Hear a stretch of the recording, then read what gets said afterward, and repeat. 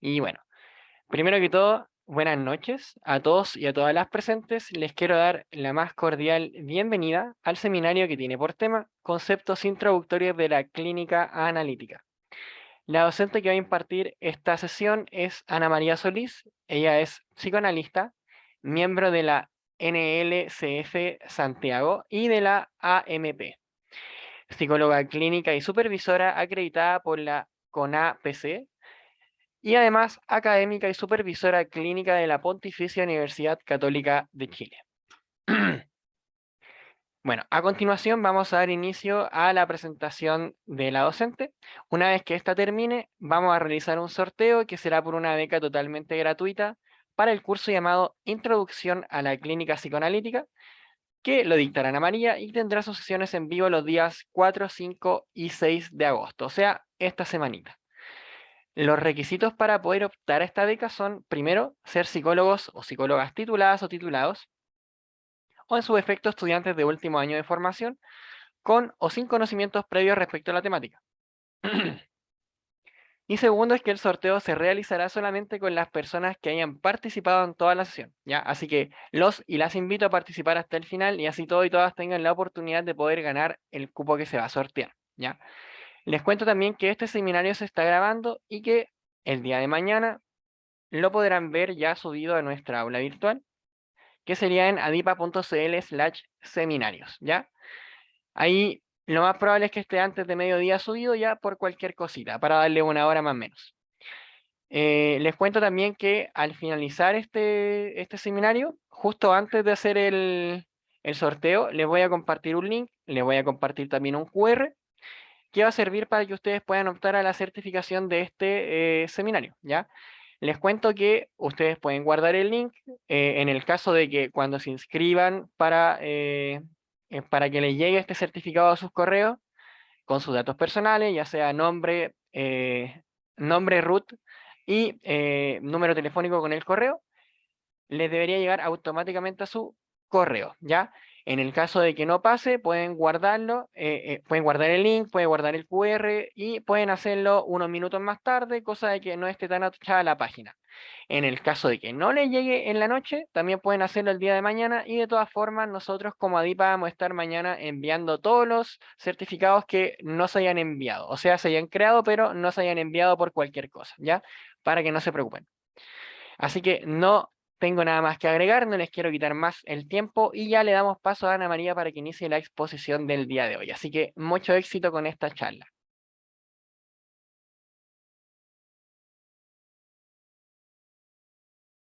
Ay, Ana María, estás silenciada. Ya, ahora sí. Bueno, no veo a nadie, es muy raro esto, pero bueno. Eh, Buenas noches a todas y todos. Gracias por estar acá esta noche. Mi idea es hacer algo muy, muy simple, muy introductorio, ¿sí? Acerca de los conceptos de la clínica psicoanalítica, ¿sí? Me parece importante entender de que estos conceptos introductorios nos van a permitir de alguna manera entender cuáles son como los resortes que sostienen de alguna manera la clínica psicoanalítica, que también permiten entender desde Freud en adelante, digamos, ciertas conductas o ciertas manifestaciones psíquicas o manifestaciones subjetivas que no necesariamente están acorde, digamos, con lo que nosotros entendemos como voluntad, ¿sí? Como poder explicar de alguna manera ciertas cosas que nos pasan, ¿sí? Y que pasan más allá de nuestra voluntad, por decirlo de alguna manera, ¿sí? O sea, como que uno dice que el malestar subjetivo, por ejemplo, se manifiesta siempre como un no puedo parar de, o un no puedo dejar de hacer esto, o no puedo hacer esto otro, ¿cierto? Entonces, más allá de la voluntad que nosotros nos impongamos respecto de lo que hay que hacer y lo que no hay que hacer, pareciera ser que hay un imposible, digamos, ¿sí? Que el psicoanálisis intenta tratar, hacer un tratamiento de eso, ¿sí? Daniel, ¿podemos pasar a la primera? Me parece importante plantear algo en función del malestar subjetivo, ¿sí? Porque me parece que el malestar subjetivo es lo suficientemente amplio como concepto, eh, porque justamente vamos a pensar que el psicoanálisis no está en la línea, o más bien en la idea de la patologización de un sujeto, ¿no? Sino que el malestar subjetivo va a estar hecho de alguna manera de eh, las palabras, digamos, que nos dirigió el otro, de lo imposible de decir, y cómo esas palabras nos atraviesan y atraviesan nuestro cuerpo también, ¿no? En ese sentido, pareciera ser que las nosografías psiquiátricas, ¿sí? Que por supuesto siempre sirven para poder hablar con el otro, en el caso del encuentro con un paciente, con un sujeto, ¿sí? Van a ser necesarias de dejarlas por fuera, digamos, ¿no? Sino que más bien escuchar algo del malestar subjetivo, de un sufrimiento que está articulado, digamos, a la materialidad de lo inconsciente. Y cuando pensamos en la materialidad del inconsciente, desde Freud en adelante, pensamos dos cosas, ¿no? Uno es que el sufrimiento, el malestar subjetivo, lo que vamos a llamar síntoma en algún momento, justamente está hecho de palabras y por otro lado está hecho de una energía constante, ¿no? Que vamos a llamar pulsión, que lo voy a tratar de abordar en algunos minutos más, ¿no? Eh, entonces, uno podría pensar que, y creo que también es lo que probablemente todos conocen respecto del psicoanálisis, ¿no? Es muy coloquial, digamos, decir que el psicoanálisis se trata de la sexualidad infantil, por ejemplo, ¿no? O que Freud está obsesionado con el sexo, por ejemplo, que también se pueden escuchar cosas de ese estilo. Pero pareciera ser que el gran escándalo freudiano tiene que ver justamente con otra cosa, ¿sí? Y que es que en una época como la época moderna, ¿sí? Donde había de alguna manera una promesa de cierta libertad, ¿no? De cierta distancia con las instituciones que de alguna manera podían como eh, influir en nuestra voluntad, ¿sí? Eh, ya sean las instituciones religiosas, instituciones sociales, ¿no? La institución como la familia, por ejemplo, ¿sí? Que podíamos deshacernos de algo que de alguna manera nos amarraba, ¿no? Entonces, en ese sentido, había como una promesa de la individualidad, ¿sí? De hacerse cargo de uno mismo, ¿no? La promesa de la libertad. Entonces Freud, frente a esa promesa, lo que dice justamente es que no, que los sujetos no somos libres, que estamos comandados por un lado por otra escena, ¿sí? Que al principio él lo va a llamar como una segunda conciencia, hasta decir que efectivamente eh, hay un inconsciente y que ese inconsciente está marcado, digamos, por la represión, ¿sí? Porque hay algunas cosas, algunas representaciones, algunas palabras, algunas escenas que son insoportables para el yo y que por lo tanto hay que reprimirlas, pero esa fuerza, ¿sí? Siempre va a quedar dando vueltas, buscando satisfacerse, ¿sí? Entonces lo que va a decir es que justamente no somos dueños de nosotros mismos, porque nos comanda otra escena, y además también porque lo que nosotros conocemos como el yo, ¿sí? Que nos permite presentarnos, que nos permite andar en la vida, digamos, ¿sí? Nos traiciona porque efectivamente tiene una función de desconocimiento, ¿sí? En ese sentido, Freud se adentra en todo lo que es la psicopatología de la vida cotidiana y trata de entender ciertos fenómenos como los sueños, por ejemplo, como el acto fallido, como el lapsus, ¿no? El chiste también, como ciertas formaciones del inconsciente, ¿no?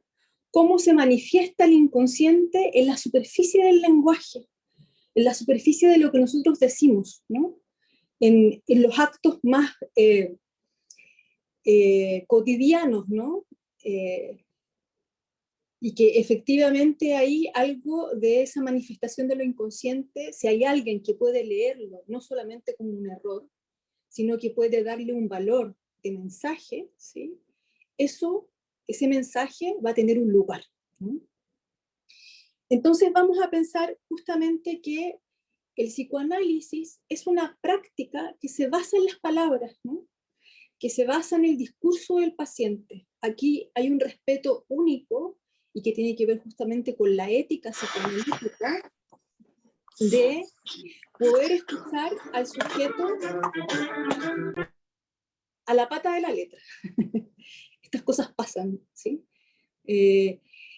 A la pata de la letra, en ese sentido, como no es que si buscamos efectivamente que el sujeto encuentre un sentido para lo que le ocurra, porque aquí la pregunta del psicoanálisis es una pregunta por la causa de ese sufrimiento psíquico, ¿no? No es rápidamente querer responder, ni con una técnica, ni con un consejo, ni con nada por el estilo, sino que más bien es entender cómo ese sujeto en particular, ¿sí?, vive lo que está sufriendo, ¿no? De qué manera lo experimenta, pero de qué manera lo dice también, ¿no? Y entonces vamos a tratar de alguna manera de, a través de las palabras, ver cómo ese sujeto se hace representar en el campo del otro, digamos, en este caso, en la escena clínica, ¿no?, en la transferencia con el analista, con el clínico en este caso, cómo se hace representar con ciertas palabras, cómo se presenta un sujeto, ¿no? Cuando hablamos de la localización subjetiva, ¿no?, que es algo que vamos a trabajar en el curso, tiene que ver justamente con eso, con cuál es el efecto, ¿sí?, terapéutico de alivio cuando un sujeto medianamente entiende que lo que le pasa tiene que ver con él y que no es algo externo necesariamente, ¿no? En ese sentido, parece importante tener una escucha en particular, ¿no? Una escucha que va en la línea del caso por caso, del uno por uno, irrepetible, ¿no? Y que finalmente lo que tratamos de producir en un análisis es justamente la singularidad máxima, la excepción del sujeto. Voy a tratar de brevemente contarles cómo, ¿no? Que no tenemos tanto tiempo, pero bueno. En cualquier momento me pueden interrumpir, ¿sí? Me parece mejor el diálogo que efectivamente yo estar hablando sola. Aparte que no los veo, pero me parece importante el diálogo, así que cualquiera puede levantar la mano en cualquier momento. Daniela ahí está pendiente, si es que quieren preguntar algo. ¿Podemos pasar a la siguiente, Daniel?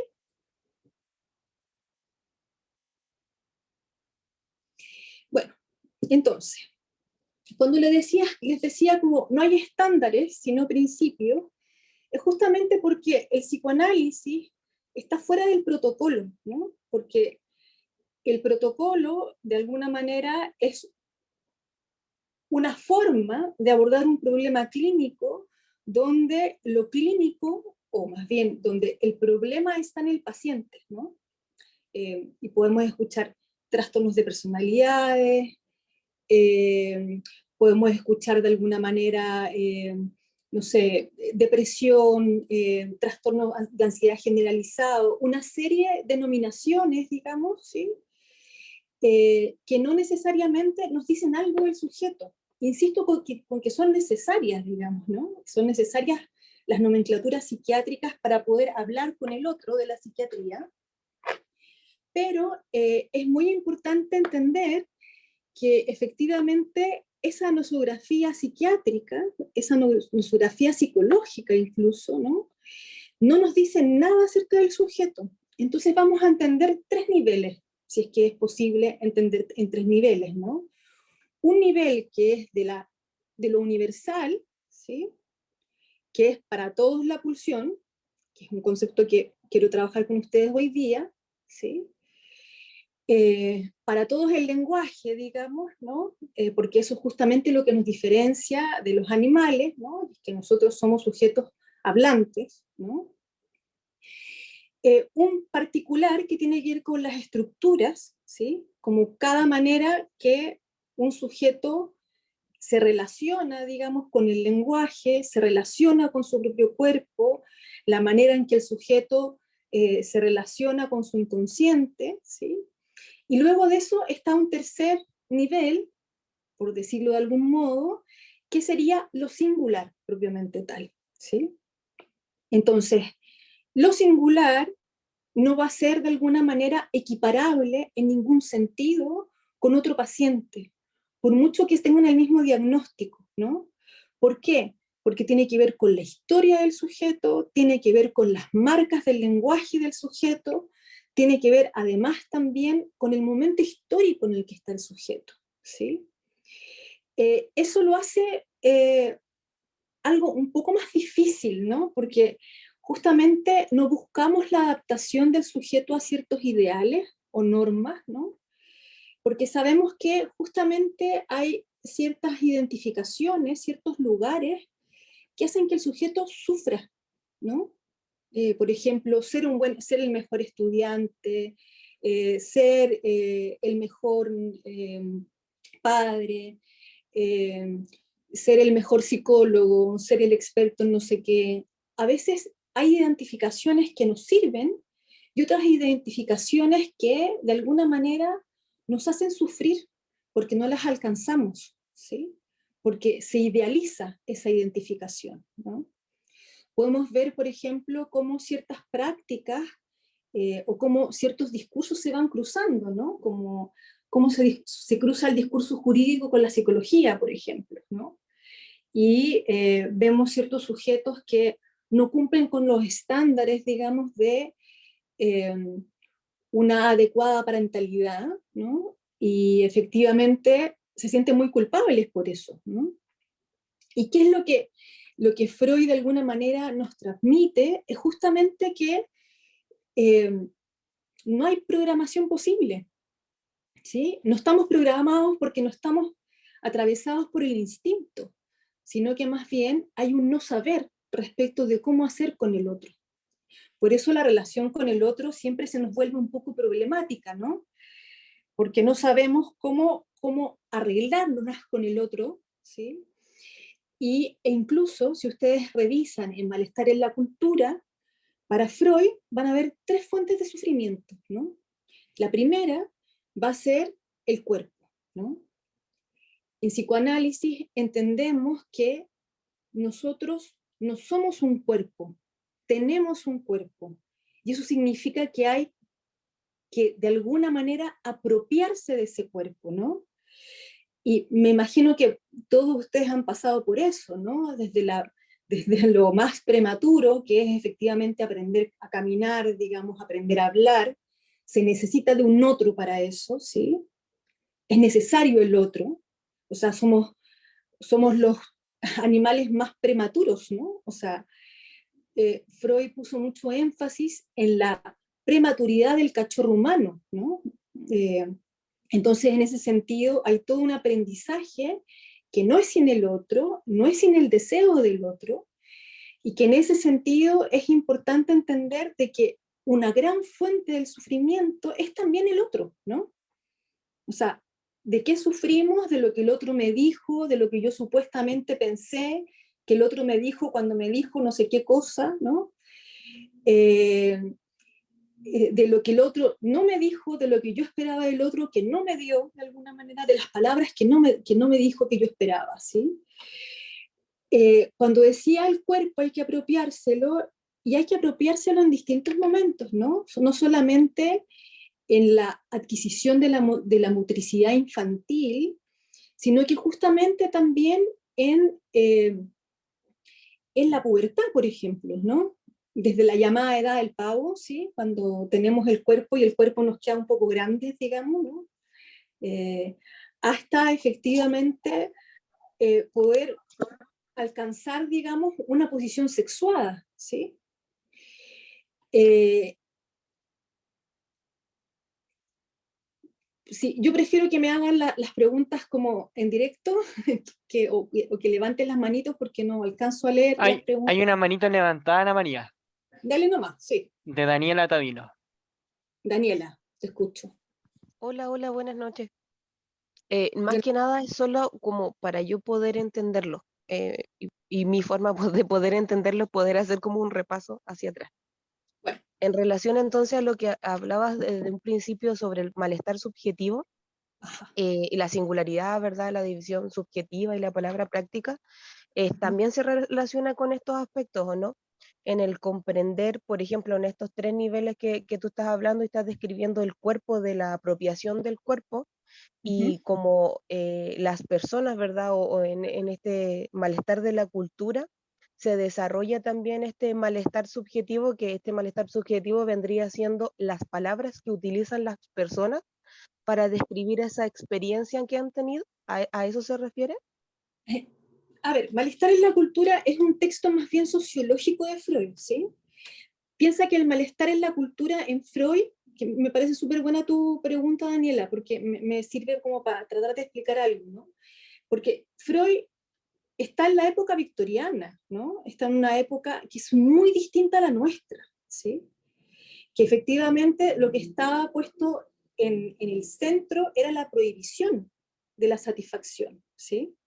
Hoy en día, ¿cuál es nuestro malestar en la cultura? Me parece que eso es algo que Lacan lo señala con todas sus letras, hay que estar a la altura de la época, ¿no?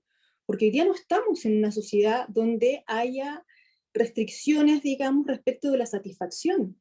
Muchas veces uno puede pensar que la sociedad nos empuja a la satisfacción a través de los medios de consumo, digamos, a través de los objetos de consumo, ¿sí? A través de querer decirlo todo, a través de, no sé, los gadgets, digamos, ¿sí? Que son estos objetos que nos producen satisfacción, ¿sí? Entonces, en ese sentido, el malestar en la cultura, uno podría decir que está en el orden del para todos, porque todos vivimos en una misma cultura, ¿sí? Pensando, por ejemplo, en la realidad chilena, ¿no? No podemos decir que nuestra misma cultura la sociedad japonesa, por ejemplo, pero vivimos bajo un paraguas, ¿sí?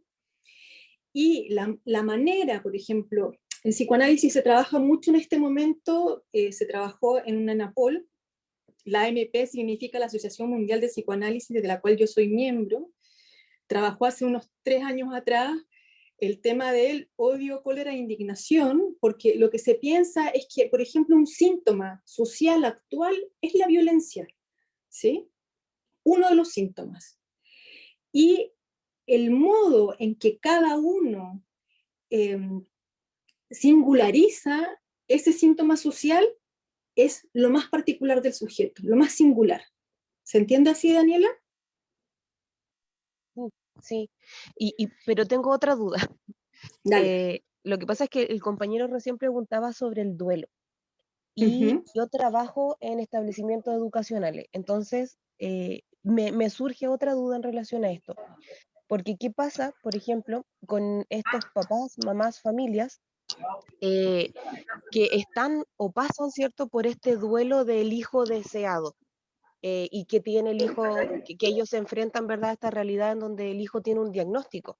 Sobre todo con los papás, por ejemplo, me he encontrado con las familias que tienen un hijo o una hija, un hije, que tiene trastorno del espectro autista. Entonces Ujú. ellos tienen a este hijo, ¿verdad?, deseado, que es el hijo que ellos esperaban, por el cual gestaron durante 9 meses, y luego se encuentran con esta realidad que su hijo tiene autismo, y muchas veces no saben cómo enfrentarse a eso, otras veces sí, y obviamente lo asumen y viven ese proceso, pero hay otras familias que no, y se quedan ahí, y se quedan en el duelo, y se quedan en ese duelo no resuelto por no tener a este hijo que ellos esperaban. Entonces Ujú. pensaba, ahí viene, ¿verdad?, esta sensación de no es lo que yo quiero, y vendría creándose ese síntoma como desde el dolor, desde lo que no esperaba. O sea, a ver, no sé si siempre coincide, digamos, lo que yo supuestamente quiero con lo que obtengo, digamos, ¿no? O sea, justamente esa ansia, esa distancia entre lo que yo quiero y lo que yo puedo alcanzar es justamente donde está el deseo, ¿sí? me parece que ahí habría que pensar cómo esos sujetos pueden trabajar respecto de de la subjetivación de su hijo, ¿no? Más bien es como cómo subjetivar a ese hijo en particular, no solamente su deseo respecto de ese hijo, sino como cuál es el posible deseo que ese hijo pueda tener por algo, digamos, ¿no? Que habría que hacer como el trabajo a la inversa, ¿no? Pero claro, si estamos en la lógica del uno por uno, es difícil darte una respuesta sin pensar, digamos, en un caso en particular. Pero entiendo tu pregunta. Cuando hablamos de la subjetivación del cuerpo, estamos hablando, por un lado, sí, la pubertad implica de alguna manera distanciarse de los ideales paternos y maternos, ¿no? Por eso tenemos tanta dificultad con la pubertad, digamos, ¿sí? Pero también implica de alguna manera poder apropiarse de un cuerpo sexuado, ¿sí? En ese sentido, uno puede pensar que uno siempre tiene problemas con el cuerpo, ¿no? Entre que el cuerpo se enferma, entre que además el cuerpo imaginario, la imagen de nuestro cuerpo no es la que queremos, digamos, ¿sí? Es un poco lo que Daniela también dice, ¿no? Efectivamente, lo que yo esperaba de este hijo no es lo que yo quería, ¿no? Esa dificultad siempre va a estar, ¿no? O sea, además, Freud, como tercer elemento, digamos, del malestar, justamente dice que es la naturaleza, es el deseo del sujeto, de todos los sujetos, de poder de alguna manera gobernar la naturaleza, cosa que no se puede hacer. Y lo que va a decir es que ese malestar es inextinguible, ¿no? Y eso va a dar la idea de efectivamente de que no es posible la adaptación completa a ciertos ideales de una época, ¿no? Sino que más bien vamos a tratar de encontrar un arreglo para cada uno, uno por uno. El psicoanálisis es un tratamiento hecho a la medida, es como un sastre, digamos, ¿no? ¿Sí? Bien, por último, para pasar a los conceptos, si en realidad no está puesto el énfasis en el diagnóstico, ¿sí? Ni tampoco en la técnica, o sea, si bien hay una orientación, por supuesto, ¿sí? Hay maneras de hacerlo, hay una posición, hay una orientación de la cura. Aquí vamos a hablar, y es lo que vamos a hablar en el curso, de la lógica del caso, la lógica de la cura y la posición analítica, ¿no? Si no es el paciente el que está en el banquillo de los acusados en el sentido de que hay que ponerle un nombre, ¿no? Hay que clasificarlo, aquí Freud, y siguiéndolo Lacan, está justamente desde el otro lado, digamos, ¿no? ¿Quién está en el banquillo de los acusados, entre comillas? Es el analista, ¿sí? Porque es el analista, ¿sí? Quien de alguna manera va a tener que poner su subjetividad entre paréntesis y va a tener que conocer muy bien, para decirlo muy coloquialmente, dónde le aprieta el zapato para poder trabajar con un paciente, ¿sí? Eso significa análisis personal, ¿sí? O sea, haber puesto el cuerpo en el tratamiento, ¿no? La investigación constante, porque como les decía, la época va avanzando y por lo tanto no podemos decir, ¿sí? Que una época es igual a la otra, no nos podemos quedar en la época victoriana trabajando con pacientes actuales, digamos, ¿no? Entonces el psicoanálisis tiene que avanzar y en eso la manera de avanzar justamente es preguntándonos y constantemente estar supervisando nuestros casos, presentando los casos en congresos, en encuentros, digamos, en las escuelas, ¿no? Y por otro lado también, como les decía, como justamente la investigación parauniversitaria, el análisis personal, la práctica y el control de la misma, ¿no? Bien, pasemos a los conceptos.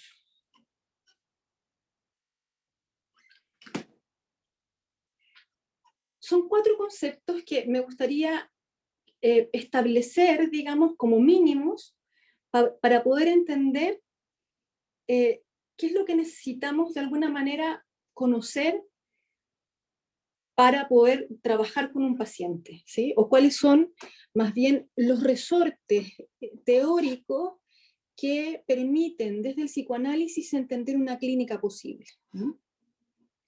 En primer lugar está la idea de realidad psíquica o de fantasía inconsciente, ¿no? ¿Qué quiere decir esto? Que creemos de alguna manera compartir una realidad objetiva, ¿no? Pero que esa realidad objetiva de alguna manera es una ilusión, ¿sí? Primero que nada por una cuestión muy concreta, digamos, ¿no? Porque efectivamente no compartimos la misma realidad, ¿sí? No tenemos la misma clase social, no tenemos la misma historia de vida, no tenemos el mismo acceso a la cultura, no tenemos el mismo acceso, digamos, a bienes de consumo. O sea, hay una cosa muy básica, pero que de alguna manera va un poco más allá, ¿no? O sea, que tiene que ver justamente con que yo me armo una idea, ¿sí? Que está hecha de prejuicios, que está hecha de mi historia, que está hecha de lo que me dijeron, pero está hecha también de lo que yo creo que el otro quiere de mí, ¿sí? Yo siempre doy este ejemplo porque me parece un ejemplo muy paradigmático, ¿no? Es que es cuando a uno en el celular lo dejan en visto, ¿sí? Cuando a uno lo dejan en visto, uno empieza a funcionar esta maquinita, que es la fantasía inconsciente, y uno empieza a darse una serie de explicaciones de por qué el otro nos dejó en visto, ¿no? Y es ahí donde aparece esta fantasía inconsciente, ¿no? El otro no me quiere, el otro me quiere echar, es que siempre yo termino por fuera, siempre me estoy quedando afuera, o siempre me estoy quedando adentro, el otro está demasiado interesado en mí, y ahí podríamos pensar millones de frases, digamos, ¿sí? Que están asociadas también como a ciertos objetos pulsionales, ¿no? O sea, el otro me miró de cierta manera y entonces esa manera que me miró yo la interpreto como un rechazo, el otro me dijo algo que me ofendió de cierta manera, ¿sí? El otro, no sé, me quiere perjudicar, ¿sí? Me imagino que ustedes, si son psicólogos, deberán tener en su clínica, digamos, un montón de esas frases, ¿sí? Ahora, esa frase, esa creencia, porque funciona como una especie de religión, ¿no? Como para el neurótico, ¿sí? Las cosas son así.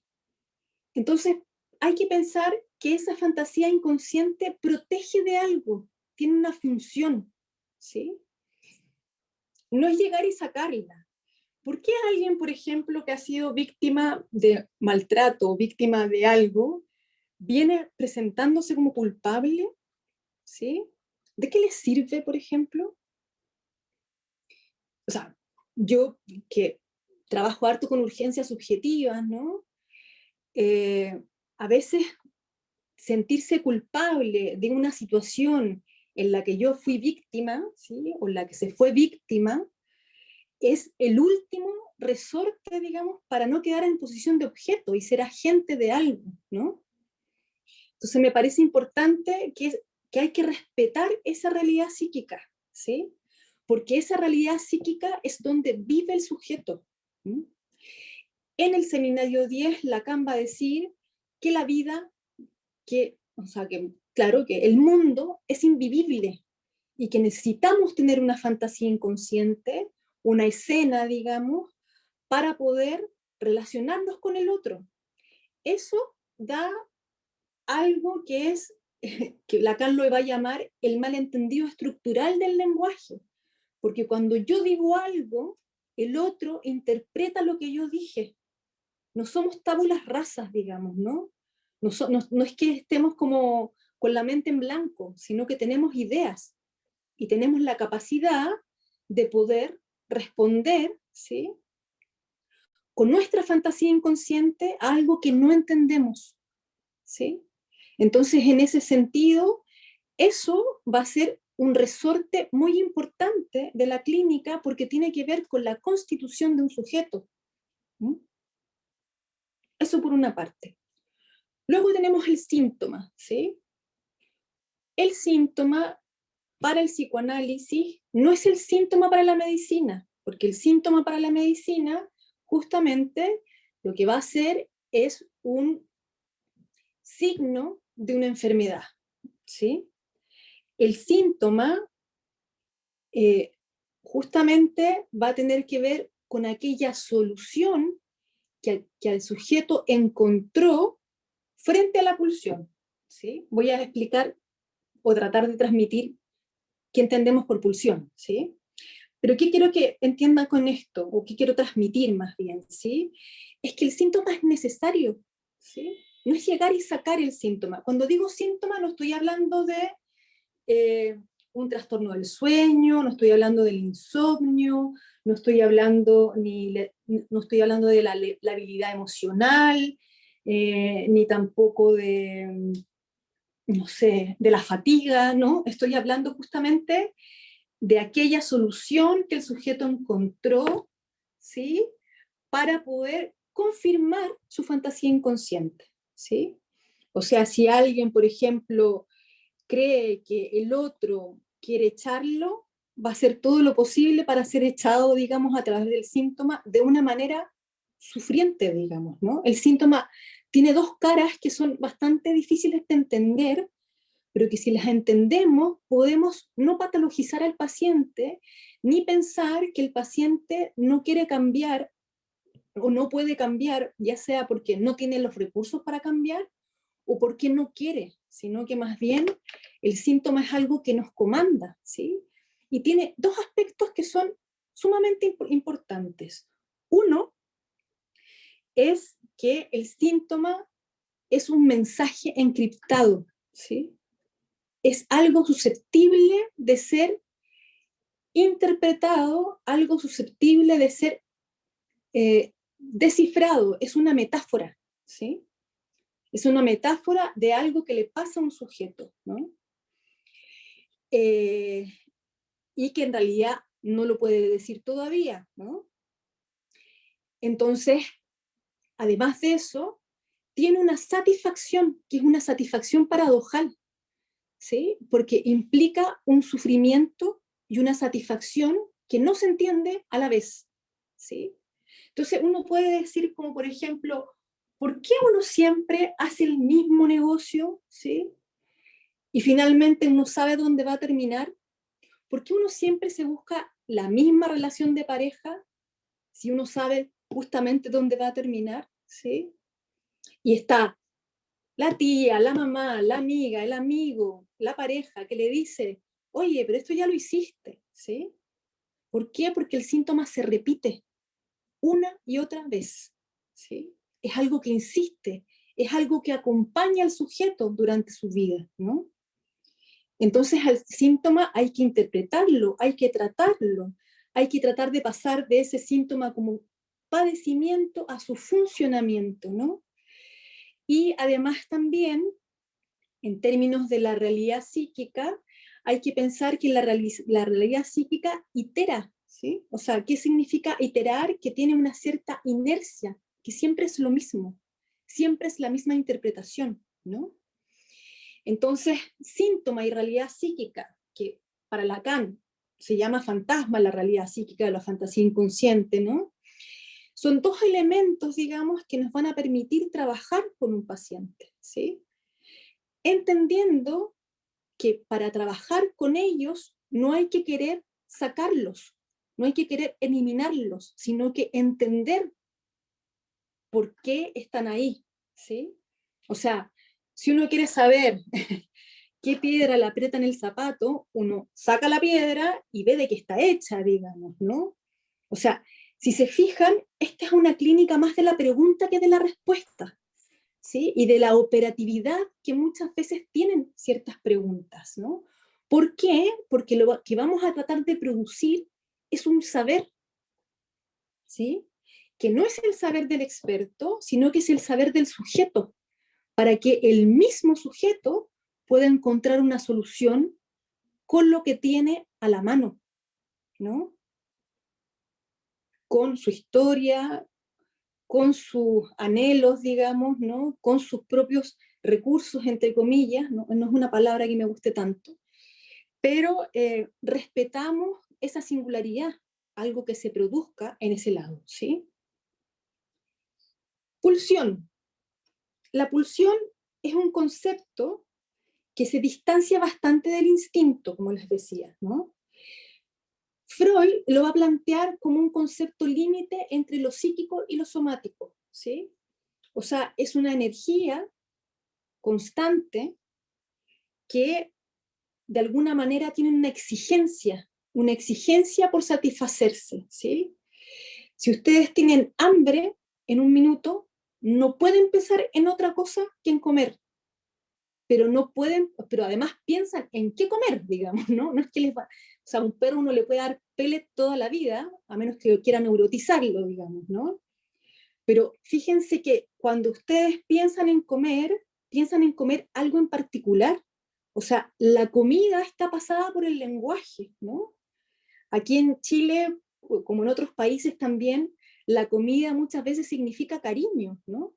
Entonces ustedes pueden sentir un olor y reconocer, digamos, la mano de la abuela, y bueno, y para eso están los medios de comunicación que saben muy bien cómo manejar eso, ¿no? O sea, la publicidad en sí misma sabe muy bien cómo trabajar justamente la necesidad que tenemos nosotros de ciertos objetos de satisfacción, ¿sí? Eh, entonces, no da lo mismo, ¿sí? Que cómo se satisfaga la pulsión, ¿sí?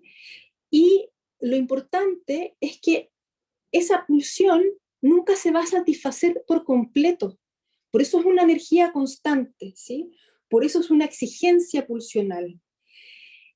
El síntoma y la realidad psíquica justamente nos permiten hacer algo con esta exigencia pulsional, con esta energía psíquica que siempre pulsa por satisfacerse, ¿sí?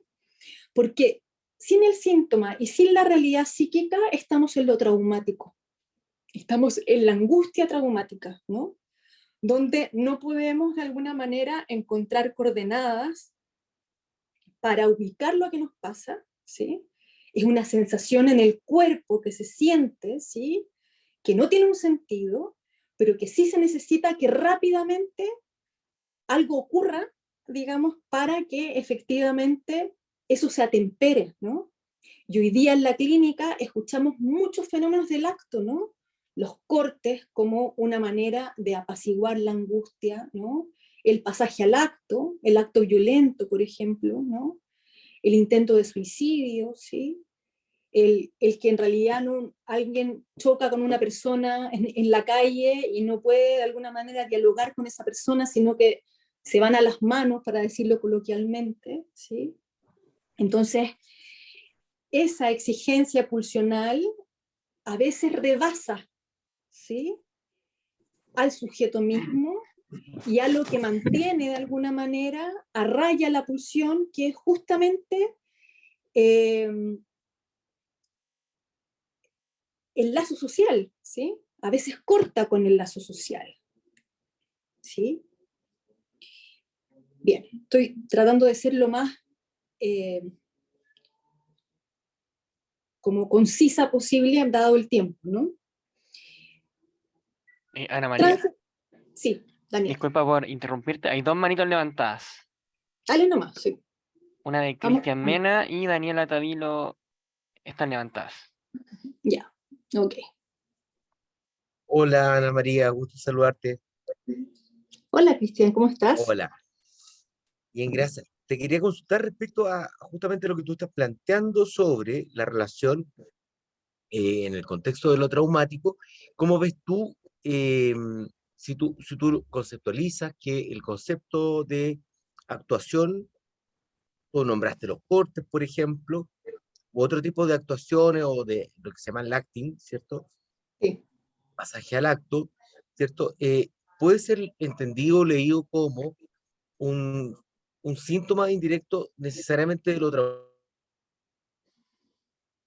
traumático Perdón. siempre, o a veces puede ser interpretado de otra manera. Esa es mi No, creo consulta. que creo que puede ser interpretado de otra manera. Yo hablé de angustia traumática, ¿sí? Que la angustia traumática se diferencia de la angustia señal porque la angustia señal es esa angustia que conocemos, ¿no? Freud hablaba de la angustia el día domingo, por ejemplo, ¿no? La angustia que tenemos cuando tenemos que ir a dar una entrevista, por ejemplo, ¿no? Que hoy en día se llama como más ansiedad, ¿sí? La angustia que a veces está detrás del deseo, digamos, ¿no? Versus una angustia donde el sujeto no puede darle un marco a lo que le ocurre, ¿sí?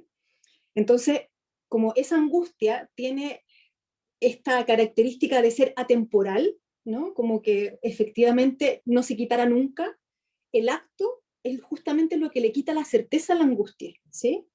Entonces, en el acto, algo se trata, es una especie de tratamiento, pero no un tratamiento con la palabra, ¿no? Y lo que nosotros buscamos justamente es que ese tratamiento sea a través de la palabra. Pero para eso se tienen que dar ciertas condiciones de posibilidad, como por ejemplo la transferencia, ¿sí? ¿Respondo a tu pregunta, Cristian? Sí, me deja bastante más claro. Gracias, Ana María.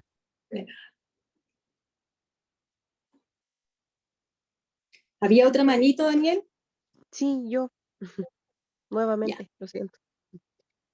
En relación a la pulsión, el síntoma y la realidad psíquica, recién dabas el ejemplo de el dejar el visto y me Sí, sí. pareció súper gráfico, la verdad, porque pensaba ahora, y solo es como para saber si lo estoy comprendiendo bien, Ujú. en la relación de cuando, ¿cierto?, dejan el visto a una persona, el síntoma podría ser el hecho de estar revisando, ¿verdad? Constantemente este celular y tomándolo y dejándolo y tomándolo y dejándolo, o este vendría siendo la pulsión, esta energía del constante saber si esta persona estaba o no, o me dejó el visto, porque comprendí que la realidad psíquica o la fantasía inconsciente, ¿verdad?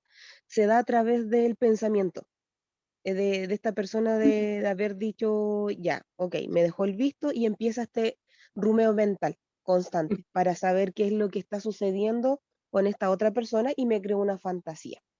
Ujú. Pero ahí Mira, quisiera saber de dónde surge este síntoma, ¿verdad? son muy buenas tus preguntas, Daniela, ¿sí? Porque efectivamente uno puede decir que la realidad psíquica y el síntoma son maneras de hacer con la pulsión, ¿sí? O sea, la pulsión comanda esto, ¿sí?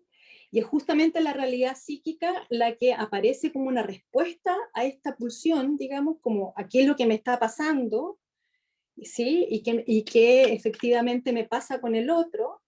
Y el síntoma es la realización, ¿sí? Uno podría decir sí, en términos simples, no estoy diciendo que revisar el celular sea un síntoma, ¿sí? Pero si lo ponemos así como tú lo estás ejemplificando, simplemente sería eso, ¿no? Así como ir a confirmar que no me respondió, ¿sí? Sería como algo que se repite sintomáticamente. No es un síntoma en sí mismo, digamos, ¿no? Como el síntoma del sujeto, pero sí tiene algo de lo sintomático justamente porque se repite. Bien, voy a ir Comprendo. con la, Muchas gracias. voy a ir con el último concepto para que abramos las preguntas, ¿ya? La transferencia es un fenómeno social, digamos, que Freud descubre, ¿sí? Y que por eso va dejando varias técnicas que él tenía antes, ¿no? Recuerden que él estuvo en una época donde estaba la técnica de la imposición de manos, la hipnosis, ¿no? Hasta llegar justamente a la asociación libre, que sería el método psicoanalítico propiamente tal, con su contraparte, que sería la atención libre y flotante de parte del analista, ¿no? Justamente porque en la asociación libre él plantea que ahí podría aparecer el inconsciente, porque bajaría un poquito las defensas, ¿no? Ahora, la transferencia es un fenómeno social, ¿sí? O sea, es que yo le supongo un saber al otro, ¿no? Tenemos el amigo al que le vamos a preguntar, digamos, por nuestras finanzas. Tenemos al amigo que le vamos a preguntar, o a la amiga que le vamos a preguntar por cosas del corazón.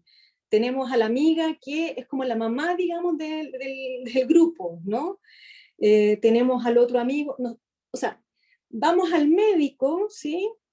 Y claro, hoy en día como ir al médico a veces es como ir, no sé, pues si uno va, por ejemplo, a un médico ahora, es distinto a la época victoriana donde efectivamente había un médico de cabecera, ¿no?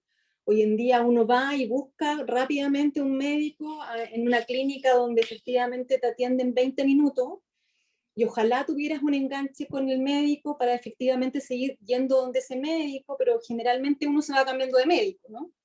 Y la relación de los objetos también influye, ¿no? O sea, hay muchos sujetos que vienen diciendo, bueno, yo tengo una depresión, y uno le dice, bueno, ¿por qué usted cree que tiene una depresión? ¿Cómo quién se la diagnosticó?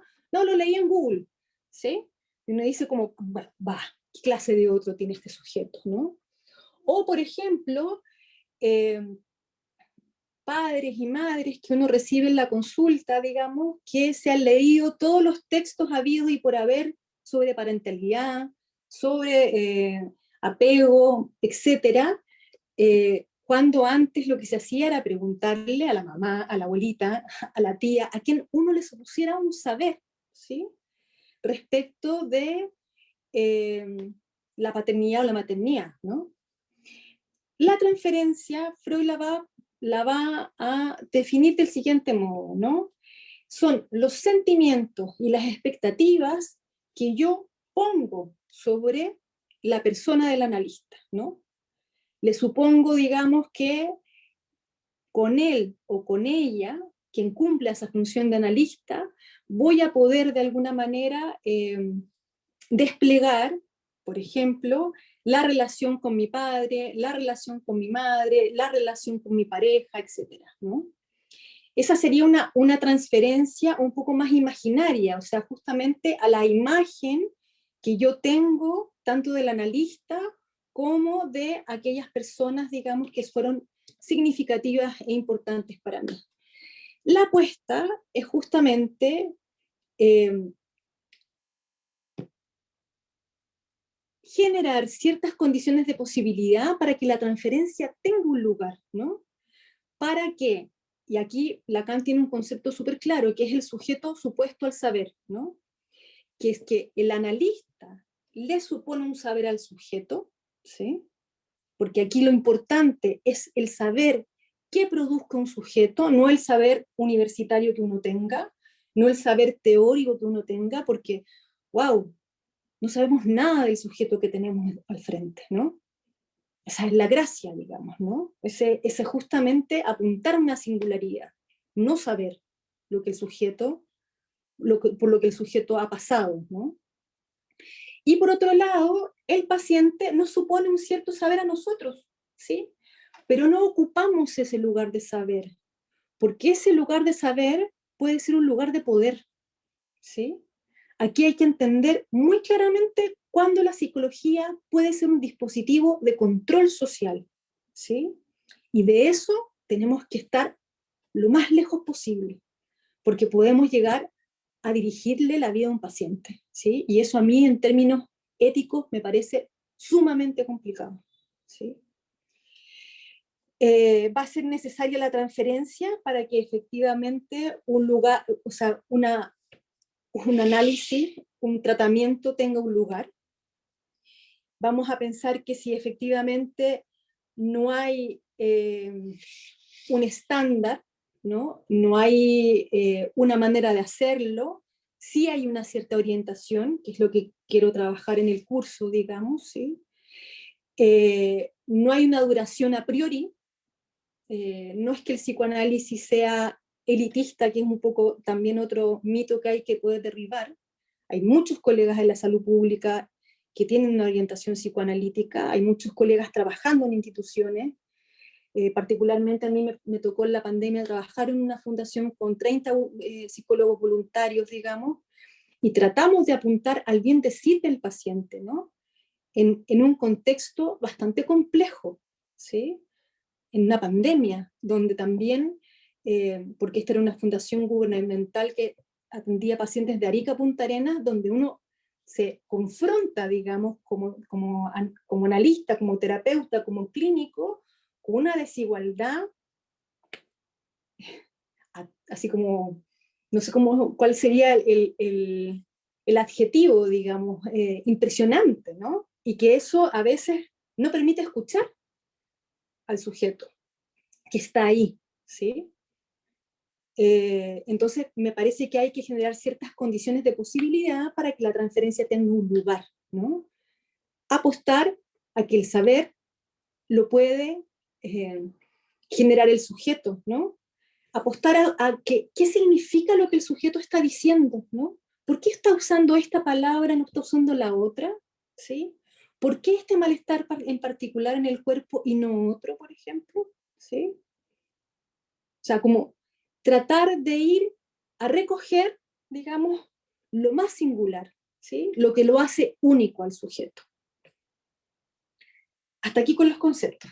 Podemos abrir las preguntas, Daniel, y tal vez si podemos abrir el Zoom para ver caras, porque como que esto está viendo. Muchas gracias. Ahora sí, estaba primero Germán, después Yesenia y Boris, en ese orden. Ya. Muchas gracias. Buenas noches. Mi Buenas primer noches. pregunta es respecto al concepto de fantasía. La verdad me costó un poco trabajo seguirlo. Es a lo que en otros métodos psicoterapéuticos se les llamaría los pensamientos rumiantes, estos pensamientos intrusivos que uno se hace acerca de un problema, sus posibilidades y demás. Esta sería propiamente la fantasía. Y la segunda pregunta respecto al curso que va a brindar, ¿cuáles son como las bases a lo mejor que debería contar para aprovecharlo de una mejor manera, o en general puedo aprovecharlo sin a lo mejor mucho, ¿cómo se llama? Sin una formación especialmente psicoanalítica, vaya. No sé si me haría entender en la pregunta. No, Germán, sí te está a entender. A ver, Gracias. primero que nada, no es lo mismo que los pensamientos intrusivos. Si uno lo piensa como descriptivamente, sí, porque son pensamientos, digamos, ¿no? Así como son formas de, de plantearse un problema. Es como una especie de paradigma, es como si uno se pusiera unos lentes y dijera así como, de esta manera entiendo yo el mundo. Pero cuando uno dice pensamientos intrusivos, tiende a pensar que esos pensamientos están errados, ¿no? Y aquí más bien la idea es respetar esos pensamientos, porque esos pensamientos, o más bien esa manera de pensar el mundo, es justamente el lugar donde el sujeto habita en ese mundo, ¿sí? Por eso podemos ver que dos hermanos no tienen los mismos papás. Incluso pueden ser gemelos, digamos, ¿sí? Pero la idea o la imagen que tienen de sus padres, ¿sí? Va a ser totalmente distinta, ¿no? Y eso no está ni bien ni mal, es una manera de hacer con eso, ¿sí? Y además, no son solamente volitivos, no son solamente pensamientos, porque incluyen lo pulsional, ¿sí? Porque es una manera, es un tratamiento de esta exigencia pulsional, ¿sí? Respecto a tu segunda pregunta, yo le mandé una bibliografía a Daniel. No me parece que tengas necesariamente que tener ningún tipo de expertise en psicoanálisis. Uno parte de donde parte, digamos, ¿sí?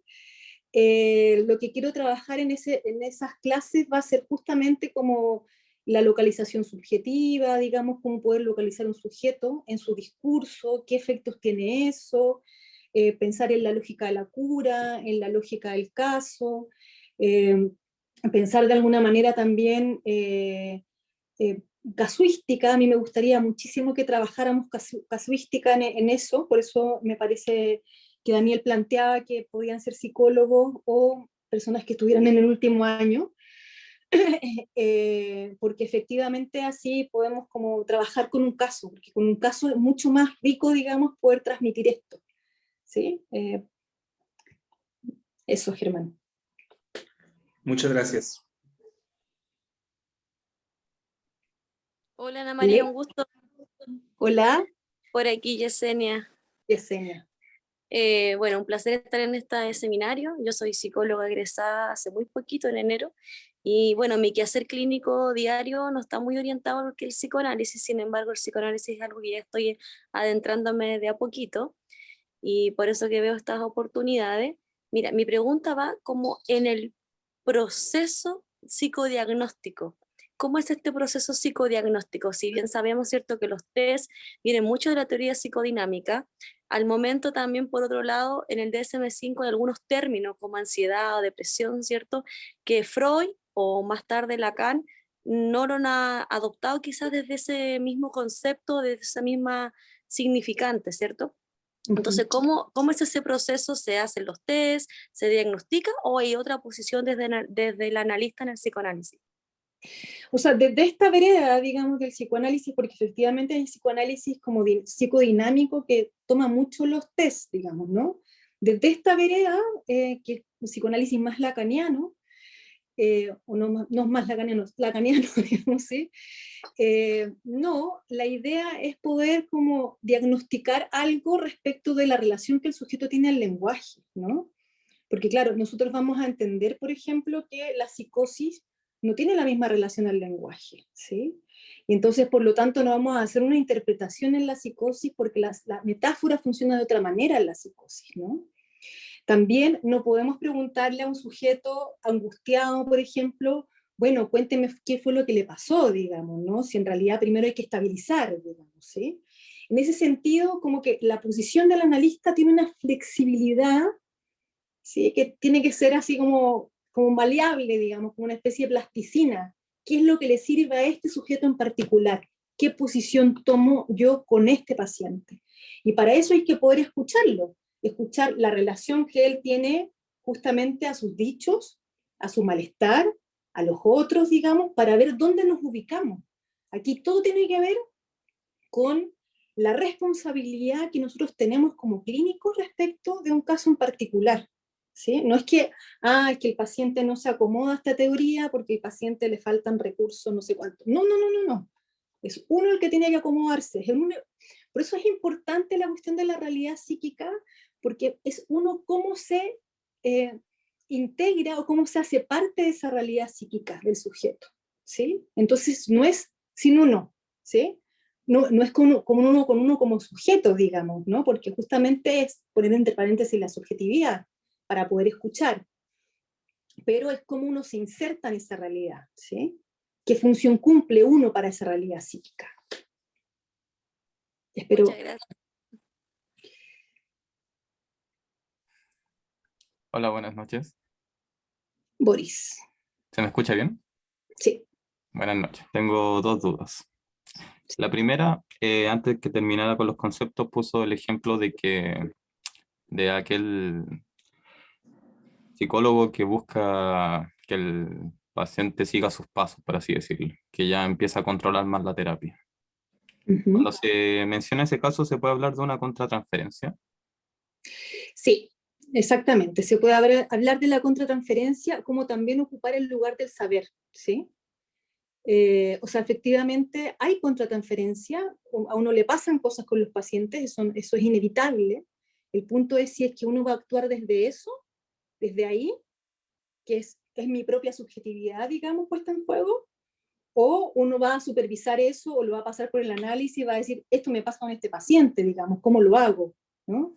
Porque la idea sería, desde este modo de pensar el psicoanálisis, es no actuar la contratransferencia, que eso lo dijo Freud en el caso de Breuer, digamos, con Anao, ¿no? O sea, Breuer salió arrancando porque efectivamente sintió algo por Anao, ¿no? Y por eso no terminó el tratamiento.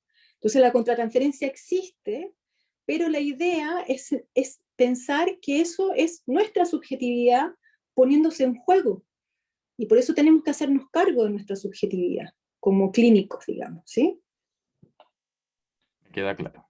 Y la segunda duda es que, ¿necesariamente o no la pulsión está ligada a una huella anémica? Sí, lo que pasa es que la huella anémica no es algo, digamos, que tenga como un contenido, ¿no? O sea, Freud lo va a explicar de la siguiente manera y va a decir que es la pérdida de la primera experiencia de satisfacción, que es cuando el niño, de alguna manera, deja de ser uno con la madre, ¿no? Que él lo va a llamar sentimiento oceánico, lo va a llamar de distintas maneras. Pero el niño en algún momento tiene que entrar al lenguaje, tiene que salir de ser solamente un cuerpo, ¿sí? Que se alimenta.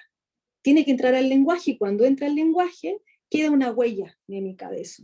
Eso es traumático, en el sentido de lo traumático como que deja una marca, digamos, ¿no? No es que sea traumático porque es algo terrible, ¿sí? Sino que más bien, aquí más bien lo traumático tiene que ver con cuál es esa entrada al lenguaje del sujeto, ¿sí? Y qué marcas quedaron ahí, porque la idea de la huella anémica, fíjate que es una fisura, ¿sí? En el aparato psíquico. Y uno podría pensar que en esa fisura vienen a ponerse como todas las otras representaciones, ¿no? Entonces, en ese sentido, sí, o sea, como que hay algo de lo traumático que sería también en la lógica del para todos, porque todos entramos al lenguaje, pero es un traumático muy distinto a pensar que al sujeto le pasó algo terrible, ¿no? ¿Se entiende la diferencia, no? Sí, muchas gracias. Queda claro. Bien, ¿quién más? Leila. Ay, está muteada Leila. Ahí sí. Hola, buenas tardes grupo. Ana María, muchas gracias. Aquí una psicóloga santiaguina en Temuco y trabajando siempre una pasión que desde joven fue Lacan. Yo soy lacaniana desde chica. La Tenía Karina todos los Alberti. libros, pedía regalo de cumpleaños Lacan. Yo me los tenían que traer de afuera, porque en esa época, yo soy más viejita que los compañeros, estoy viendo, no teníamos tantos libros de Lacan. Y bueno, mi pregunta es que, según tu mirada, Ana María, en la lógica de la cura, ¿cómo podrías tú interpretar lo que está pasando con las familias? Porque yo estoy trabajando con familias, con niños, hay niños con violencia, y yo me gustaría saber un poco tu opinión de eso, cómo lo podríamos enfrentar desde el punto de vista psicoanalítico. Uno podría pensar que hay una caída, o más bien como hay una dificultad de poder encarnar la autoridad, ¿sí? Encarnar la prohibición, ¿no? A mí me pasa mucho también como con los adolescentes y incluso con los niños, digamos, justamente con los papás que no se autorizan, digamos, a cumplir esa función, que es poner como justamente la prohibición, porque Freud lo decía muy claramente, o sea, el padre, la función paterna, porque no estamos hablando del papá y de la mamá, sino que de la función que alguien cumple, ¿sí? Prohíbe, por un lado, ¿sí?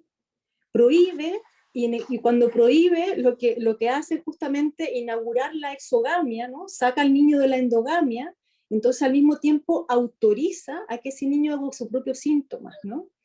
Y hoy en día como que el síntoma está un poco en cuestión, digamos, porque si uno piensa que el síntoma lo que hace es encriptar, ¿no? Como metaforizar algo de la pulsión, es como que hoy día nos enfrentamos más bien como a una clínica de las impulsiones, ¿no? Como que son pura violencia, puro acto, digamos, ¿no? Entonces, a mí me orienta mucho pensar, digamos, como cuál es el deseo de sus padres respecto de ese niño en particular, ¿sí? Cómo Sí, ellos ven. y Ana ¿Sí? María, porque desde la teoría nos decían toda la teoría nos dice que más que el significado es el proceso, ¿no es cierto? Y eso es lo que, y desde el lenguaje con Lacan, la verdad es que se viene complejizando porque hay tanta mentira en las comunicaciones que estamos teniendo ahora, en los medios de comunicación, digo yo, son bastante errados en todos sus conceptos, ¿no es cierto? Y ya por lo menos hay muchos que sabemos esto, que las verdades son medias falsas, ¿no? Es que por eso te digo, porque hay una caída de la autoridad y hay una increencia en el otro, ¿sí? Entonces como que el otro, uno no confía tanto en el otro, ¿sí? Siempre Sí. está el otro como al acecho, digamos, como me está diciendo la verdad, me está diciendo la mentira, y por eso cuando decía la transferencia es generar ciertas condiciones de posibilidad, es justamente porque uno puede presentarse como un otro distinto al otro que está acostumbrado el sujeto, ¿sí? Al otro de la fantasía inconsciente, por ejemplo, al otro que lo quiere perjudicar, al otro que no lo escucha, al otro que no lo aloja, digamos, ¿no? Y ahí poder como recomponer, no se me ocurre otra palabra mejor en este momento, recomponer algo de ese tejido, digamos, familiar, ¿sí? Yo no creo que esté todo perdido, digamos, ¿sí? Si no, no tendríamos pegas aquí. Pero hay un texto de Mario Goldenberg que se llama La violencia en las escuelas, ¿sí? ¿Ya? Y que me parece que está súper bueno para poder entenderlo como un fenómeno social y cómo los chicos sintomatizan algo de eso, porque también piensa que en la edad escolar, justamente entre la preadolescencia y la adolescencia, lo que prima es la identificación con el otro, ¿sí? O sea, efectivamente hacerse un lugar para un chico es parecerse al que está al lado, digamos, ¿no? Entonces hay un montón de fenómenos como los cortes, por ejemplo, que pasan por la pantalla, que yo creo que eso es súper interesante como Mario Goldenberg lo dice, porque dice que esta violencia no es una violencia velada, es una violencia que es para ser vista, ¿sí? O sea, recuerden cuando empezaron como los suicidios en Costanera Center, digamos, ¿no? Como los chicos suben las peleas, ¿sí? Al Instagram, ¿no? Es una violencia que necesita un espectador. Goldenberg, lo anoto. Ay, ¿Cómo ya, hago? por favor, muchas gracias, María. Si supiera cómo hacerlo, podría... Soy pésima en esto. Y yo ya estaba poniendo el apellido Aquí. y medio mal. Aquí está. Se llama Mario Goldenberg. La violencia en las escuelas, nos dijo. La violencia en la escuela. La violencia Ya, en las lo tengo escuelas. anotado.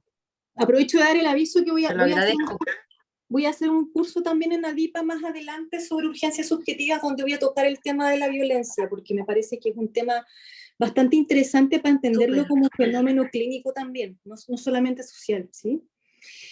Bien, ¿quién Y más? Ana María, y tocar el tema de las familias, perdón, de las familias, porque hay mucho tema con los chicos en los colegios, hay mucha violencia, los adolescentes, bueno, eso es un tema, pero los niños no son los más importantes que ahora estamos viendo. Eso, muchas gracias. No sé cuál es el orden, Daniel, ayúdame, porfa. Paula Jacín. Sí, Paula. Paula y después Douglas. Ya. Hola. Hola, Tengo Paula. dos dudas, una conceptual y otra más práctica. La Ujú. conceptual siempre me ha costado entender la diferencia entre acting out y enactment.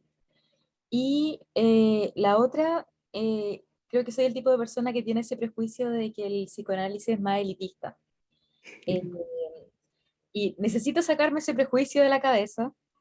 Y me pasa en el día a día también trabajando con personas que son muy concretas. Cuesta mucho llegar a emociones, a pensamientos, siempre como que gira todo en torno a hechos. Entonces, me gustaría sacarme ese prejuicio. A ver, respecto del pasaje al acto y el acting out, son diferencias bien complejas. Yo creo que tal vez como siempre el sesgo que tenemos es tratar de pensar de que el pasaje al acto es más grave que el acting out, ¿sí? En términos de gravedad. Yo creo que no, que son lógicas distintas, ¿no? Más bien, el acting es un mensaje a un otro, es un querer decirle al otro, pero no poder decírselo y entonces decirlo en acto, ¿sí? En ese sentido, está en la lógica de la escena psíquica, es ego distónico, el sujeto se sorprende de lo que hace, ¿sí? Dice, ¿por qué hice esto? ¿No? Yo no hago este tipo de cosas, ¿no? Entonces está dirigido a un otro, ¿sí? Hay de alguna manera una escena, ¿sí? Una realidad, una fantasía inconsciente asociada, ¿sí? Y el pasaje al acto es más bien la caída de la escena, ¿sí? Es cuando el sujeto corta el lazo con el otro, no quiere saber nada respecto de lo que le ocurre y lo que hay es como una especie como de no tener acuso de recibo de lo que pasó, es ego sintónico, ¿sí? Entonces como que son dos lógicas distintas que no necesariamente tienen que ver con la gravedad, o sea, por ejemplo, si no sé si tienes referencias freudianas, pero para Freud, la cachetada que el señor K le da a Dora es un pasaje al acto. Para Lacan, perdón.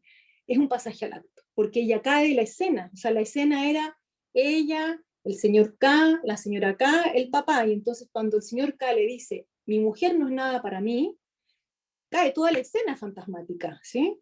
Cae toda la escena de la fantasía inconsciente, porque a través de a través de la señora K, ella podía saber cómo causar el deseo del otro, digamos, ¿no? Y por ejemplo, el caso de la joven homosexual, la que se tira a las vías, ¿sí? Por la identificación al padre, digamos, es un acting, ¿no? Entonces, como que no tiene que ver con la gravedad. Segundo, respecto del elitismo, sí, yo creo que el psicoanálisis tiene muy mala fama respecto de eso, ¿no? Fue Lacan el que fue echado de la internacional, de la IPA, justamente por eso, ¿no? Porque planteó que no había estándares, ¿no? No hay estándares respecto de la duración de una sesión, ni tampoco de la duración de un tratamiento, ni tampoco de los honorarios, ¿no? O sea, yo por lo menos trabajo con tarifa variable, como le pregunto al paciente cuánto puede pagar, digamos, ¿no? No creo que haya un paciente que me diga así como, no, puedo pagar 5.000 pesos y no sé qué cosa haga, digamos, ¿sí? Entonces, eso es muy variable y también creo que en ese sentido no hay tampoco, porque esto lo dijo el mismo Freud, ¿no? Que uno puede decir como, así como cuando él da consejo al médico, él dice, se necesita de cierto como nivel de inteligencia para esto, ¿no? Pero eso, por supuesto, no es así en este momento, digamos. Nosotros podemos trabajar con sujetos, digamos, que efectivamente están muy en una posición yoica, ¿no? Que yo creo que es súper interesante lo que tú dices a propósito de lo concreto, de que efectivamente como que no se ha inaugurado una relación, digamos, con el decir, y que hay que inaugurarla, ¿no? ¿Sí? Como, pero ¿y esto que usted está diciendo? ¿Qué otra cosa podrá decir, no? Es como, a veces aparece en estas como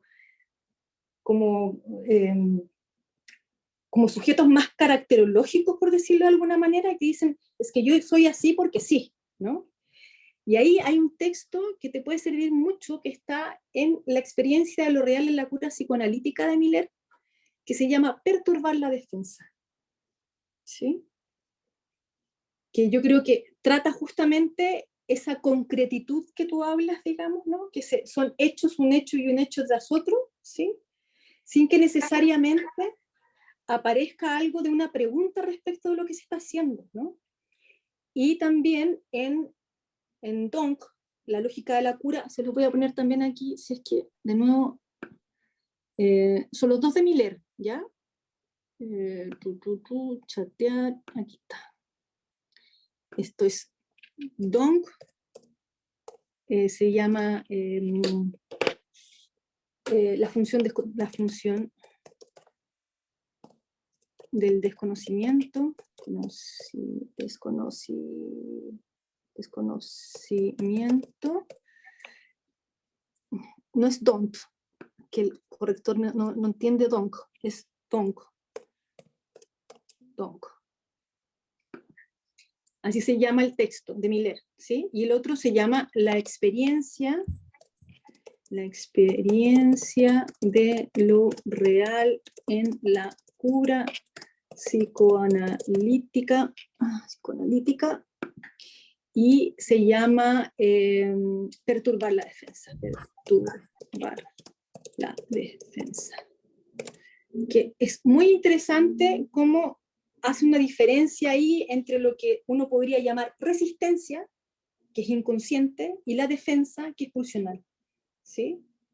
Y que es mucho más difícil de hacer. Entonces, como dice Lacan, dice siempre, la intervención es por el costado, ¿no? Nunca es de frente. Por eso les decía como no confrontar al sujeto respecto de su realidad psíquica, es cierta o no es cierta, ¿sí? Pero si usted no es culpable, bueno, por algo se está diciendo que es culpable, ¿no? Porque lo podemos llevar al acting, ¿no? Si es que le decimos que no es culpable. Porque él está creyendo eso. Y yo creo firmemente que muchas veces tiene que ver justamente con agenciarse y no quedar en posición de objeto. Bien, ¿algo más? ¿Alguien más? Douglas tiene la mano levantada. Hola, buenas noches. ¿Me escucho? Sí, te escuchas bien, David. Ya. Bueno, mi pregunta no es acerca perdón, se me fue el nombre. Bueno, de esta clase. No es acerca de esto, es más acerca del curso. Ajá. Eh, tengo una duda, y mi duda parte por el hecho de que yo no soy psicólogo, soy técnico en intervención y rehabilitación psicosocial, carrera que no tiene más de 6 o 7 años. Ya. Ujú. Yo trabajo con pacientes, tengo usuarios a cargo, y me preguntaba si necesariamente tenía que ser psicólogo para tomar el curso por el hecho de que dentro de mi formación está el hecho de modelos de intervención, técnicas e instrumentos de intervención en salud mental, psicopatología, psicología social, personal, laboral, etcétera. Eh, tengo formación en salud mental y me parecía un poco excluyente el hecho de que fuese solo para psicólogos, considerando que hay otras profesiones que también intervienen con pacientes que están en salud mental. Eso. Yo no tengo ningún problema, pero eso no depende de mí, No, digamos, no, no, ¿sí? no, no, no, no, no, no, Ya. yo preguntaba si era necesario. Lo sé que no No, tiene no, que ver. no, no, mira, a mí me ha tocado como trabajar con terapeutas ocupacionales, con trabajadores sociales. De hecho, en algún momento fui al Price, digamos, a trabajar con ellos, ¿sí? Porque claro, efectivamente hay una escucha ahí que uno tiene que poder también escuchar al otro, digamos, con el que uno está trabajando, ¿no? Me parece que lo interdisciplinario y efectivamente no creer que uno tiene la verdad, ¿sí? Me parece sumamente interesante, porque finalmente cuando uno conversa con el otro, llámese psiquiatra, terapeuta ocupacional, digamos, ¿no? TENS, cualquier otra disciplina que esté involucrada en salud mental, es más bien hablar sobre el caso en particular, ¿no? ¿Por qué en este caso este protocolo debería ser aplicado de esta manera, por ejemplo?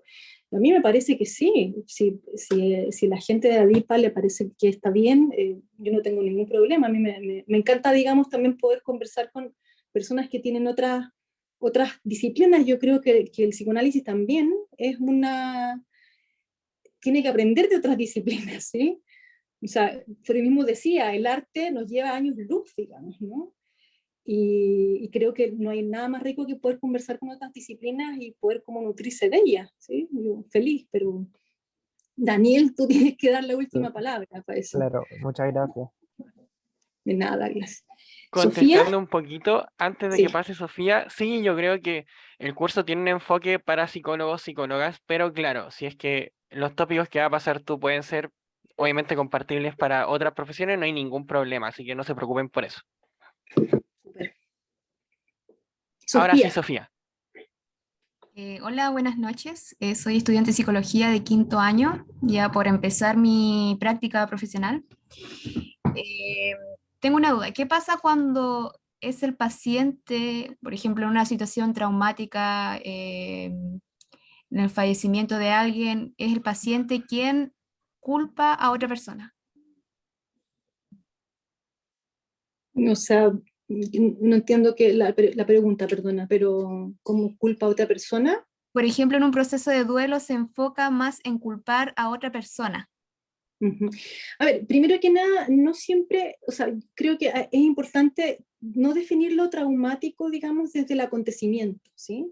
Sino que lo traumático va a tener que ver con un encuentro entre el acontecimiento externo y el acontecimiento pulsional. Es distinto un duelo a un trauma, ¿no? Porque en un duelo lo que ocurre es que las funciones básicas del yo se van a ver disminuidas y la libido, la pulsión, como quieran llamarla, se va a ir todo al objeto perdido, ¿no?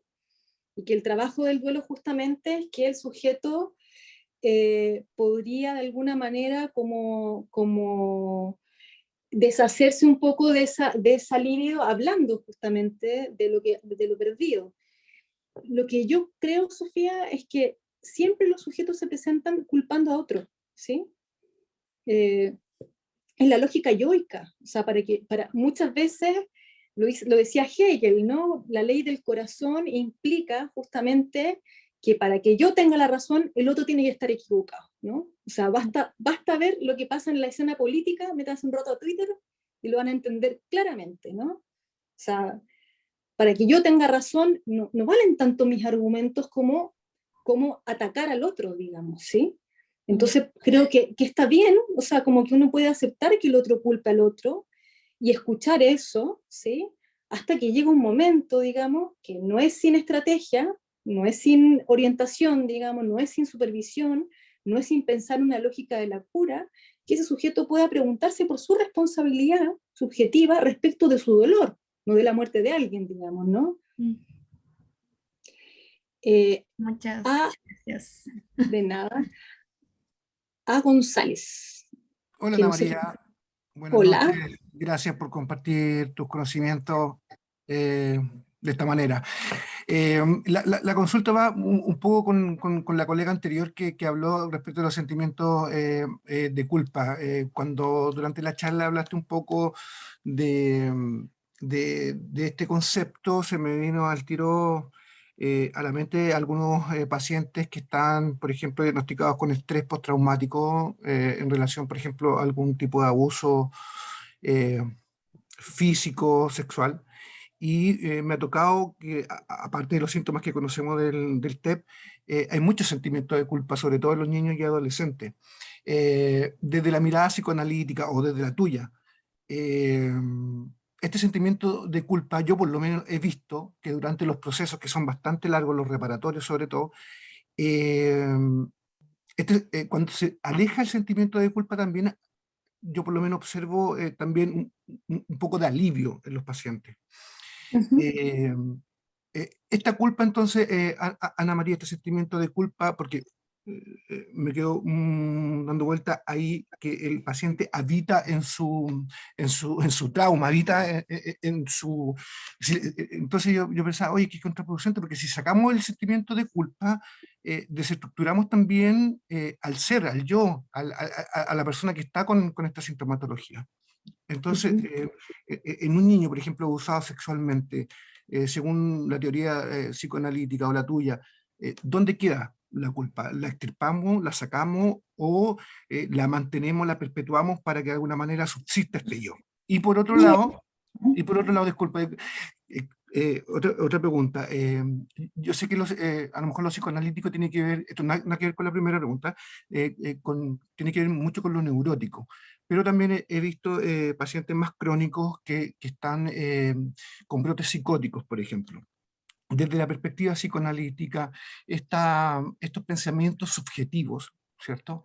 Que se habló en algún minuto ahí en tu ponencia, estos pensamientos subjetivos, ¿qué pasa cuando esos pensamientos son psicóticos? ¿Qué nos diría Freud al respecto? Yo sé que son preguntas a lo mejor muy largas, pero a ver si me da un poco de orientación respecto a eso. A ver, respecto de tu primera pregunta, no, la idea no es perpetuar la culpa. La culpa no es lo mismo que la responsabilidad, ¿sí? Son cosas muy distintas, ¿sí? O sea, yo creo que más bien no estoy diciendo que hay que perpetuar nada, digamos, ¿no? Sino que más bien hay que entender por qué un sujeto se muestra como culpable o se presenta como culpable. ¿Qué función tiene para él? Si es que tiene una función, a lo mejor no la tiene, a lo mejor el otro lo culpó, ¿sí? Porque claro, alguien puede decir, sí, lo que pasa es que yo me puse ahí, sí, pero eso no salva al otro de su responsabilidad, ¿sí? Entonces, ¿cómo ir haciendo de a poco ese trabajo? Porque justamente yo lo que planteaba es que en lo traumático, a veces la culpa permite agenciarse de algo que se fue absolutamente, o se estuvo absolutamente en una posición de objeto, pero no es perpetuarlo, digamos, ¿no? Porque antes de eso, ese niño vivía en otra realidad inconsciente, ¿sí? Y entonces uno piensa que lo traumático, digamos, algo de eso se rompe, de esa realidad psíquica, de esa fantasía inconsciente, se rompe, y entonces, ¿cómo volver a restablecerla, digamos, ¿sí? Esas coordenadas, que eso me parece súper importante poder restablecerlo, pero no es perpetuar. Yo creo que tal vez, es Alejandro tu nombre, ¿no?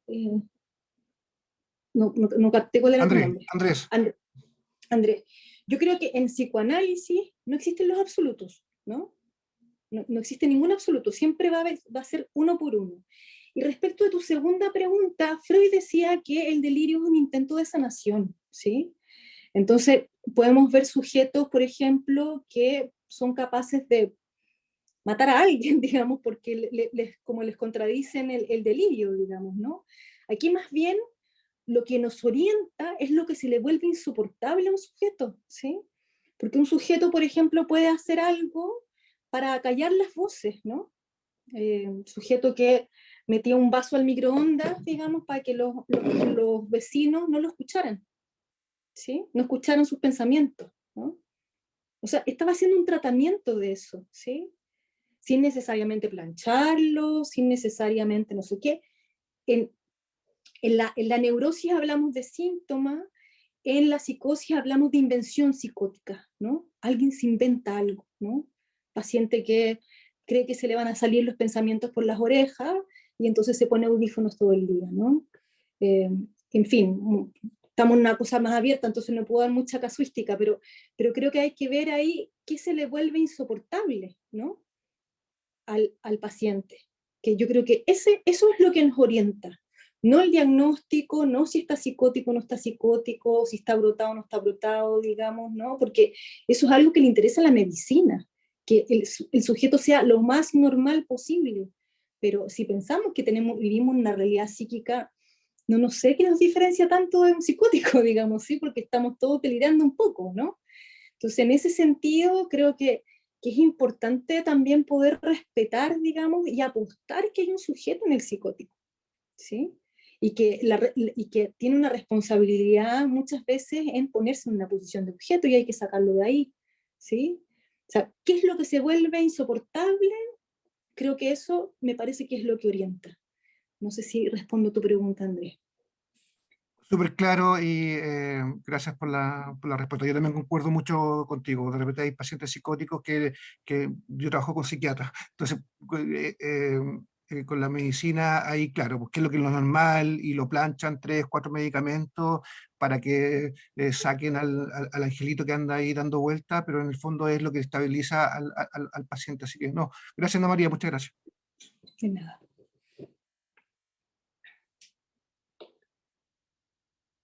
No sé quién viene, Daniel. Está Javiera Toro y después Daniela Tavino. Hola, ¿me escuchó? Sí. Gracias. Bueno, Ana María, mi pregunta es, en realidad, quizás también en relación a lo que estaban recién conversando y una pregunta que me ha surgido a lo largo del seminario que tiene que ver con cuál entonces es la cura en el psicoanálisis o qué es lo que se considera como, cuál es la lógica quizás o a qué es lo que apunta al psicoanálisis en cuanto a eso, en cuanto a la cura. Uh-huh. A ver, un psicoanálisis no está apuntando, digamos, a una cierta normalidad, ¿no? A una cierta adaptación a ciertas normas sociales. No se trata tampoco de que se haga cualquier cosa, digamos, ¿no? Un psicoanálisis autoriza al sujeto a distanciarse de ciertas identificaciones que lo pueden como mortificar. A mí me gusta mucho una frase de Eric Lorano, que es un psicoanalista francés, que creo que para mí personalmente, porque uno puede decir que un psicoanálisis justamente es para que un sujeto pueda vivir mejor, ¿sí? Y que se termina cuando ese sujeto dice, pues es que estoy mejor, no quiero nada más. Porque hay sujetos que no quieren saber tanto respecto de lo que les ocurre, y está bien, digamos, ¿sí? Uno como analista que se analiza miles de años, digamos, es otra cosa, pero Eric Lodan dice así, lo voy a parafrasear porque no recuerdo exactamente la frase, pero dice, un psicoanálisis no es para que un sujeto se adapte al mundo, ¿sí? Sino que más bien, cuando algo se vuelve insoportable, realmente quiere decir que no, ¿sí? Eso me parece así como que resume de alguna manera como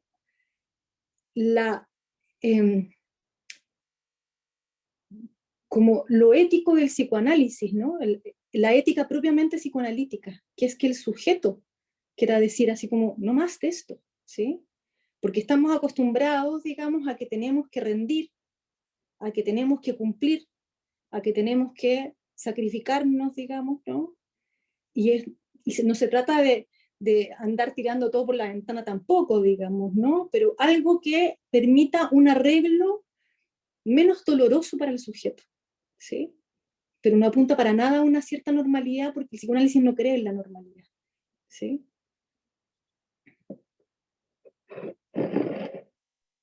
Sí, ¿Alguien más? sí, disculpa, Ana María, que claro, mi pregunta apuntaba quizás respecto a eso, al tema de la no normalidad, por así decirlo, porque a Ujú. veces precisamente lo que genera malestar en el sujeto es eso, ¿cierto? Como quizás como no encajar, quizás como, o que su deseo quizás no encaje como en lo esperado o en la cultura.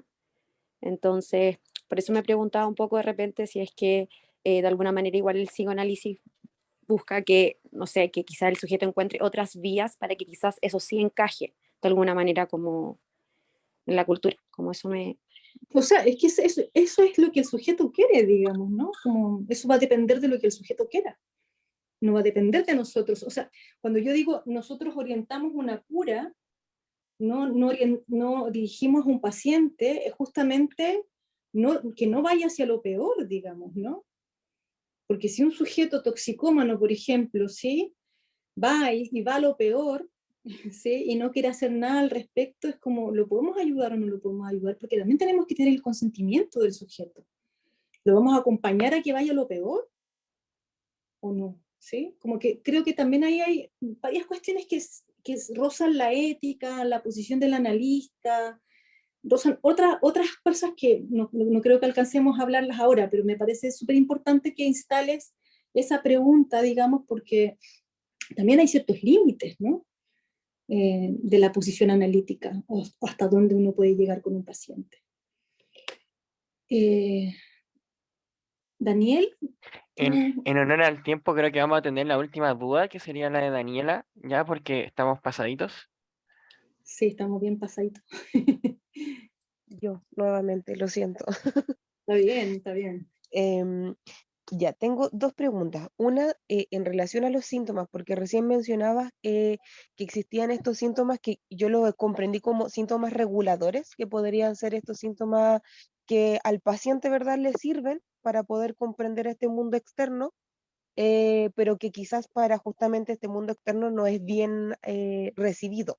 No, ponerse los audífonos, mencionaba, etcétera. Y también hay estos síntomas negativos, que no sabría cómo denominarlos, que son justamente esta sintomatología que el paciente va desarrollando, que causa dolor, este sufrimiento, ¿verdad?, interno. Entonces, quiero saber si lo estoy comprendiendo bien, si se dan estas dos tónicas de síntomas, por una parte. Y mi segunda pregunta tiene que ver con que se realiza también un análisis discursivo de los pacientes, porque como nos ponemos, ¿verdad?, en esta posición desde el saber, pero desde el saber desde el paciente, ¿se hace un análisis discursivo desde lo que menciona el paciente? A ver, primero que nada es que el mismo síntoma tiene dos caras, ¿sí? Como una cara de dolor y una cara de funcionamiento. O sea, es una solución, pero es una solución paradojal, porque comporta un sufrimiento, ¿sí? A veces hay síntomas que hay sujetos que no consultan nunca, ¿sí? Y se las arreglan bastante bien. Está súper bien eso, ¿no? Ahora, tu segunda pregunta se me olvidó. Tenía que ver con el análisis del discurso. Si No, en terapia se hace este análisis del discurso, porque como nos centramos en esta lógica de que el paciente es el que lo sabe todo, ¿verdad? Él es el experto aquí. Nosotros solamente escuchamos y vamos preguntando hasta que él pueda lograr, ¿verdad?, este como insight Mira, ok. o sea, a mí me parece que el psicoanálisis se parece un poco entre la literatura y la música, ¿sí? Porque efectivamente cuando uno lee algo, lo que uno hace es subrayar, poner un punto, ¿sí? Poner una coma. Entonces efectivamente uno dice así como, ¿y esto qué quiere decir? Lo que usted acaba de decir, y entonces el paciente tiene que volver a eso y decir esto, esto y esto otro, y a veces lo dice de otra forma. Y dice, pero ¿y usted dijo esto? ¿Sí? Y el paciente se sorprende y dice, ¿fui yo quien dijo eso? ¿No? No es un análisis discursivo, eso pasa en acto, ¿sí? Y muchas veces también pasa como por cierta tonalidad, hay sujetos que tienen cierto ritmo, digamos, ¿no? Pasa también por el tono de voz, como uno le diga algo a alguien, digamos. A veces es un chiste, una interpretación, ¿sí? A veces un paciente se pilla diciendo algo, se ríe y se terminó la sesión, digamos, ¿no? Porque se interpretó a sí mismo. Yo creo que aquí lo importante es que el sujeto se interpreta a sí mismo, pero para eso hay que generar ciertas condiciones de posibilidad, ¿sí? Porque no es que todo el mundo crea que lo que está diciendo quiere decir otra cosa, ¿no? Hay sujetos que dicen, por ejemplo, yo no soy xenofóbico, pero ¿qué está diciendo entonces, no? Así como no sabe lo que está diciendo, ¿sí? Entonces como que es muy interesante eso porque cuando uno habla coloquialmente no sabe qué está diciendo hasta que el otro te interpreta eso, ¿sí? Por eso la transferencia, ¿sí? No es un análisis de discurso, es algo que pasa en acto. Muchas Bien. gracias. Daniel, ¿vamos Súper. cerrando entonces? Ahora Ya. sí estaríamos entonces. Bueno, primero que todo, quiero agradecerle la participación a cada uno de ustedes por haber estado en este seminario, por haber estado hasta esta hora, que ya es bastante tarde, día lunes. Me imagino que estamos todos ahí cansados. Y también, obviamente, agradecerte a ti, Ana María, por la excelente charla que dictaste el día de hoy, ¿ya? Bueno, les comento también que voy a cerrar un poco el chat porque les voy a compartir el link, así todos lo van a poder tener visible, ¿ya? Voy a tenerlo cerrado mientras. Voy a adjuntarles a continuación el link para que puedan ver el tema de su certificación. Guarden el link las personas que quieran. De todas formas, a los que se inscriban, las que se inscriban también y no le llegue este certificado, se los vamos a enviar mañana en el transcurso de la mañana. Vamos a ver todos los certificados que fueron emitidos pero no fueron enviados, así que ahí se los vamos a enviar también, ¿ya? Ahora les voy a compartir el QR también y vamos a hacer el sorteo para el cupo al curso de introducción, perdón, a la clínica psicoanalítica que tiene la sesión esta semanita, así que se viene prontito, pero antes de compartirles pantalla también les voy a dejar el link del curso por si es que alguien se anima, si es que quieren saber más de este, ahí les dejo el link, ¿ya? A continuación les voy a compartir pantalla, segundito.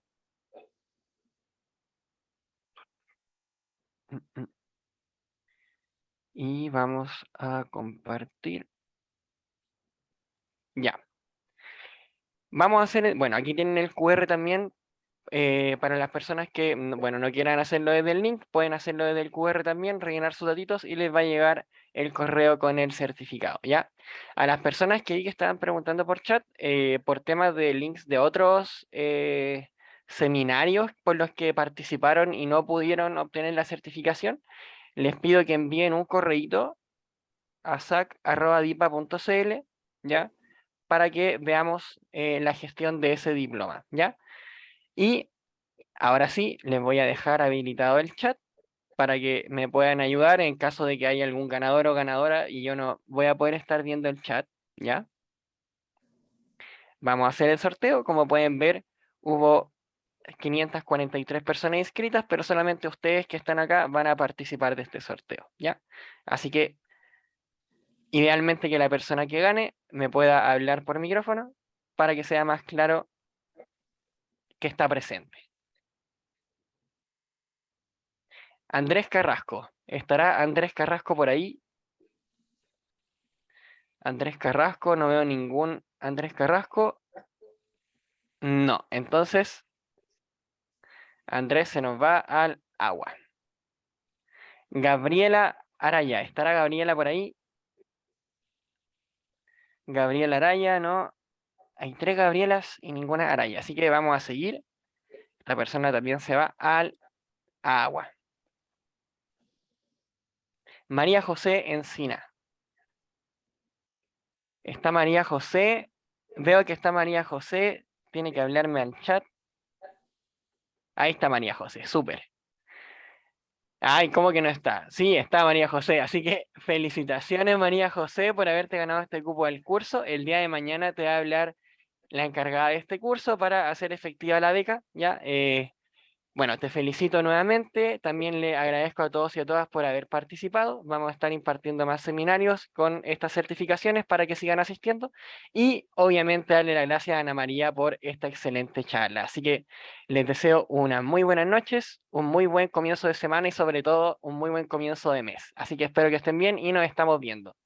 Buenas Hasta noches. luego y buenas noches. Gracias, Ana María. Gracias. Chao, que estén bien. Gracias. Chao, gracias. Muchas gracias.